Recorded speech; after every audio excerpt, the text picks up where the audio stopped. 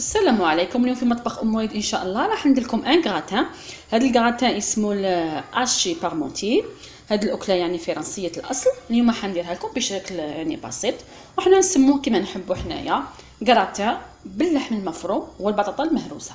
اول حاجه نبدا بها، هنا خديت كميه تاع البطاطا درتها تغلي في الماء فقط، تغلي حتى تطيب. هنا ندير شويه تاع الزيت وندير فيهم حبيبه تاع البصل تكون كبيره شويه مقطعه رقيق، نديرها لهنا ونسكرفلت عليهم زوج فصوص تاع الثوم ونخليهم حتى يتقلاو مليح باش نعاود نرجع ليهم.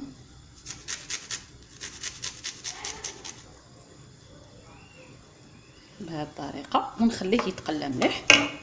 انا هنا بعد ما تقلى لي البصل مليح نزيد معاهم حوالي حبه تاع الزروديه مسكرفجه في سكرفاج الخشين، نزيدها معاهم تتقلى مليح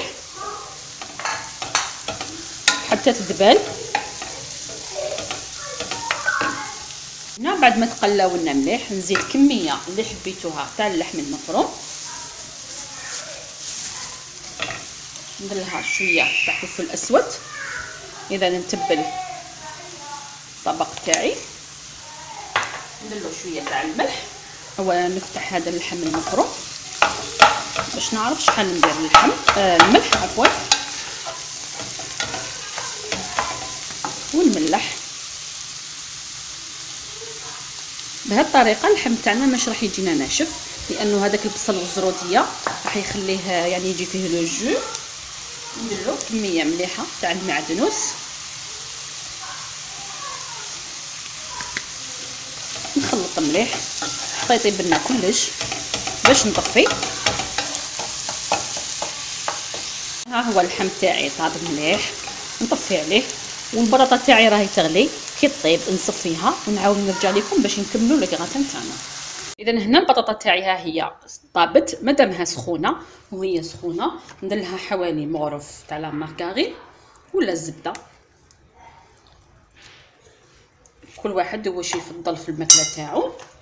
وندير لها فرomاج بورسيون حوالي 4 حبيبه تاع الفرماج ولا حسب الرغبه، ونبدا نطحن فيها غير بالفرشيطه فقط، رايحه تفي بالغرض. يعني كي تكون سخونه تمتم راح تطحنيها بكل سهوله.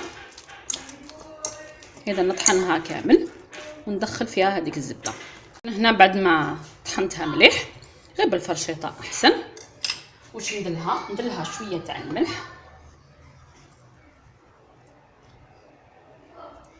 ونزيد لها شويه تاع الحليب. المهم ما نجروهاش، يعني ديري وشوفي ونخلط. ندخل هذاك الحليب في البطاطا، احنا ماناش نحوسوا عليها جاريه.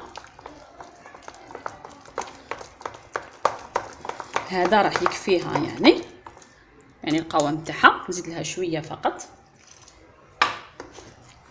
حنحوسوا تجي خفيفه فقط، ما تجيناش ثقيله وما تجيش خفيفه بزاف باش تجينا حاكمه روحها. ان غراتان ما يجيش جاري. بهذه الطريقه ها هي. ندير لها قليل من الفلفل الاسود، نخلط مليح. اذا هنا ها هو اللحم المفروم طيبته درته في المول اللي يدخل للفوق مولا غراتان. نحط فوقه هذيك البطاطا اللي طحنتها، نديرها كطبقه.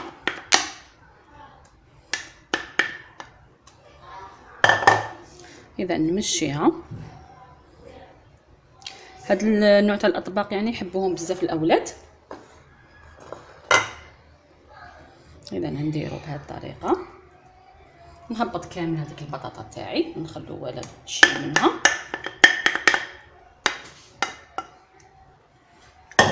اذا نمشيه مليح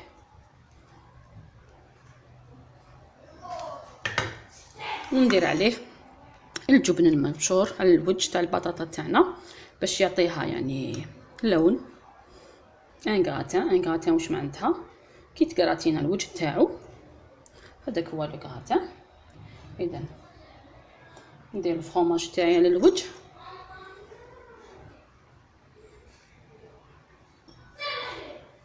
وندير له شويه تاع لا شابلور خبز يابس مطحون باش يعطينا هذيك القرمشه اللي نحبوها حنايا كامل في لي غراتان.